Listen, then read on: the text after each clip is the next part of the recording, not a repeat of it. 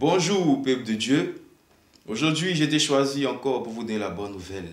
La bonne nouvelle qui est la parole de Dieu.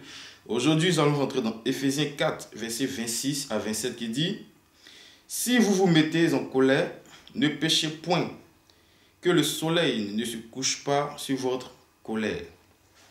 La Bible dit, si nous nous mettons en colère, de ne pas pécher. La Bible dit, si nous nous mettons en colère, ne péchons point. Donc ça veut dire, si nous nous mettons en colère et que nous péchons, nous laissons le diable, nous laissons les démons, nous laissons les sorciers à rentrer chez nous. Parce que la Bible dit, si vous vous mettez en colère, ne péchez point. Si tu t'es mis en colère et que tu penses que tu vas t'enfermer chez toi et sans pécher, si tu t'es mis en colère, que tu penses que tu vas aller chez toi, t'asseoir dans ton salon tranquillement, sans péché, parce que tu t'es dit que tu n'es pas dehors, tu vas passer ton temps seulement à lire la Bible, tu ne vas pas pécher, pendant qu'il y a la colère dans ton cœur. Et que cette colère-là, le soleil se couche sur cette colère-là, et que tu n'as pas laissé tomber cette colère-là, même si tu as passé ton temps dans la Bible, même si tu as passé ton temps en train de penser à Dieu, parce que tu n'as pas laissé cette colère-là. Il te dit qu'aujourd'hui, que le diable va rentrer chez toi. Parce que la Bible dit, si vous vous mettez en colère, ne péchez point, et que le soleil aussi ne se couche pas sur votre colère. Si tu te dis que tu ne vas pas pécher, et que tu vas tricher, tu vas te dire, bon, je n'ai pas péché, même si je suis en colère contre mon frère, contre ma soeur, je ne vais pas pécher, je vais rester chez moi, lire la Bible.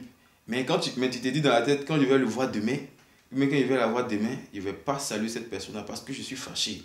La Bible te dit aujourd'hui que si tu te comportes comme ça, jusqu'à ce que le soleil se couche sur cette colère-là, dis-toi que le démon, le diable va rentrer chez toi. Et il y a plusieurs moyens pour que le diable rentre chez nous. Il y a plusieurs moyens pour que le diable puisse rentrer chez nous.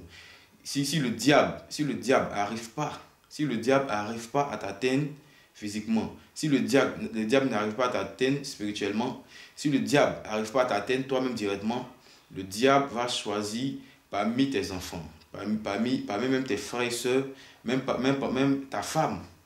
Le diable peut choisir ce genre de personnes-là. Et pourquoi? Pour t'énerver.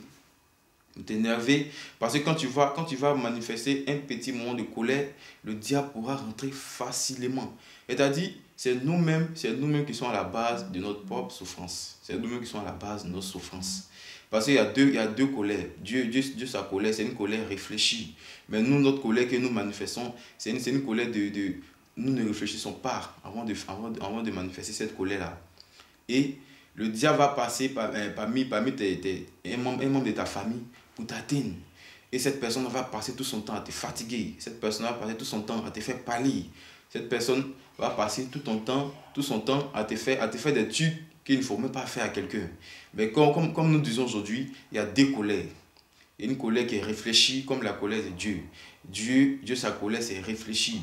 Mais si toi, tu veux faire une colère sans réfléchir et que tu tombes dans le plan de ces personnes-là, dis-toi que le diable va rentrer chez toi.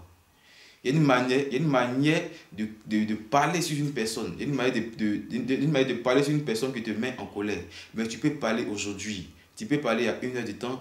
Et après l'autre heure, tu laisses tout tomber. Tu dis que bon, j'ai pardonné. Et quand tu revois cette personne, tu ris même avec cette personne.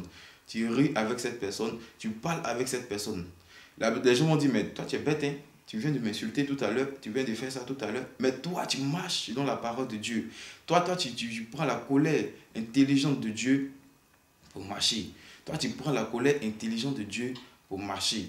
Tu ne dis pas, bon, comme il m'a fait ça, il a fini de crier sur lui, je ne parle plus avec lui. Je ne marche plus avec lui.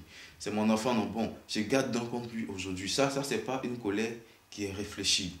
Parce que si tes ennemis n'ont pas pu t'atteindre directement, forcément, ces ennemis-là vont passer par un membre de ta famille. S'ils arrivent aussi à avoir un membre de ta famille, ils vont passer même dans ton service, ils vont passer même dans ton travail, ils vont passer même parmi tes entourages, parmi des gens avec qui tu marches. Et on dit la chair est faible.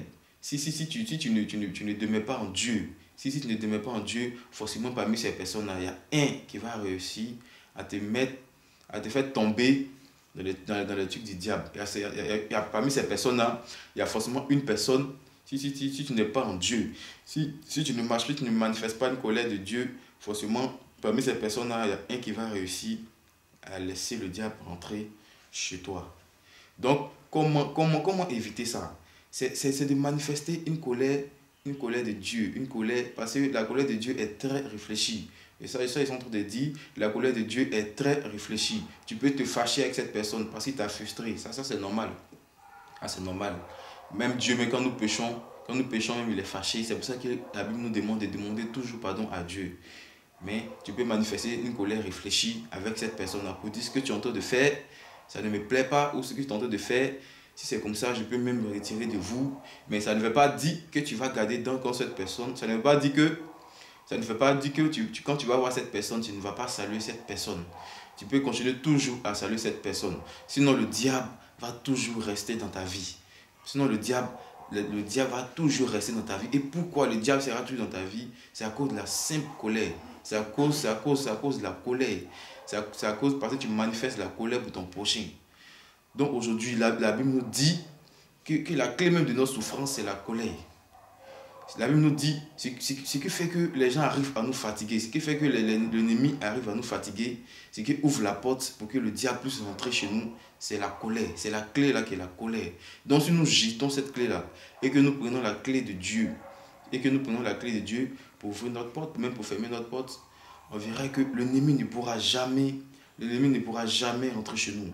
Quel que soit un membre de ta famille qui vont initier, quel que soit même ta femme qui vont initier, cela ne va même pas t'atteindre parce que tu vas manifester une colère réfléchie. Tu vas manifester une colère qui est propre. Une colère qui est propre. Donc la colère qui est propre, c'est de te mettre en colère et de ne pas laisser le soleil se coucher sur cette colère-là.